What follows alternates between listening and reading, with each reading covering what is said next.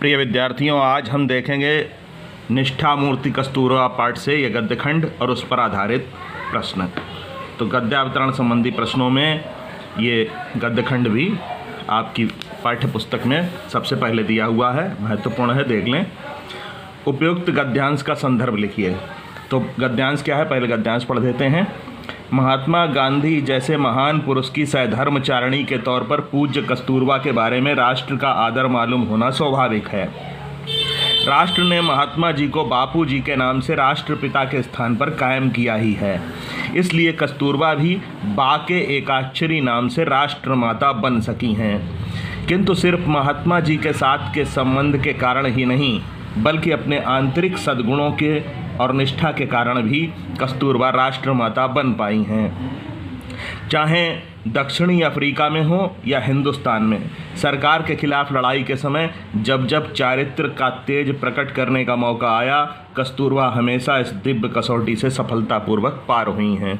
तो अब पहले इसका संदर्भ लिखना है। तो संदर्भ क्या लिखेंगे, जैसा कि आपको कई बार बताया जा चुका है, उसी पैटर्न पर संदर्भ लिखेंगे, थोड़ा सा बदल सकते हैं। प्रस्तुत गद्यांश हमारी पाठ्य पुस्तक के गद्य खंड में संकलित निबंध, ये निबंध है, एक संस्मरणात्मक निबंध है, ये संकलित निबंध निष्ठा मूर्ति कस्तूरबा से अवतरित है, जिसके लेखक काका कालेलकर हैं। इसमें बताया गया है कि कस्तूरबा स्वयं के गुणों के कारण राष्ट्रमाता कहलाई हैं। अगर प्रसंग अलग से आप लिखेंगे तो इसमें लिखेंगे कि इसमें बताया गया है कि कस्तूरबा स्वयं के गुणों के कारण राष्ट्रमाता कहलाई हैं, केवल महात्मा गांधी की पत्नी होने के कारण नहीं।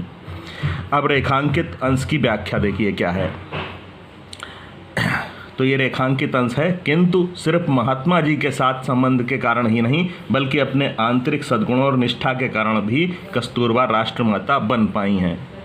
तो लेखक कहते हैं कि कस्तूरबा केवल महात्मा की पत्नी होने के कारण राष्ट्रमाता नहीं बन गई, बल्कि उनके स्वयं के अपने सद्गुण थे, उनके स्वयं के आचरण थे, और उनके गुणों का उन आचरणों में दिखना और उनकी लोकप्रियता का कारण था। तो इसके कारण वे भारतीय जनमानस में लोकप्रिय थीं और संसार में जहाँ भी, चाहे वो अफ्रीका में रही हो, चाहे भारत में रही हो, वहाँ वे अपने आचरण के कारण, स्वयं के आचरण के कारण लोकप्रिय रहीं।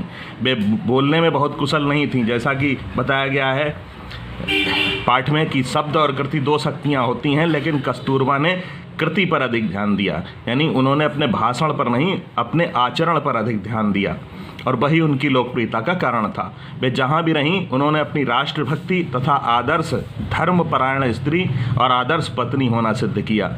चाहे अफ्रीका हो, चाहे भारत हो, उन्होंने अपने आचरण की पवित्रता को बनाए रखा, और वे ब्रिटिश सरकार के विरुद्ध उतने ही आत्मबल और निष्ठा से डटी रहीं जितना गांधी जी। वे भारतीय जनमानस के समक्ष इस पवित्र परीक्षा में सदैव सफल रहीं। तो इस प्रकार से समझकर आप इसकी व्याख्या लिख देंगे। फिर प्रश्न है, बाके एकाक्षरी नाम से राष्ट्रमाता कौन बनी? तो बहुत आसान प्रश्न है। बाके एकाक्षरी नाम से महात्मा गांधी की पत्नी कस्तूरबा ही राष्ट्रमाता बनी। एकाक्षरी यानी एक अक्षर वाला नाम। कस्तूरबा पूरा ना कह के उन्हें प्यार में लोग बा कहते थे, स्नेह से उनको बा कहते थे, इसलिए वो एकाक्षरी नाम कहा गया। तो महात्मा गांधी की पत्नी, धर्मपत्नी कस्तूरबा ही बाके एकाक्षरी नाम से राष्ट्रमाता बनी। तो इस प्रकार से ये एक गद्यखंड आपने देखा। शेष गद्यखंड में कक्षाओं में उनका अध्ययन कराऊंगा, और आगे आप जो है शेष गद्यखंडों की व्याख्या के लिए आगे भी देखते रहें, ग्रुप पर जुड़े रहें।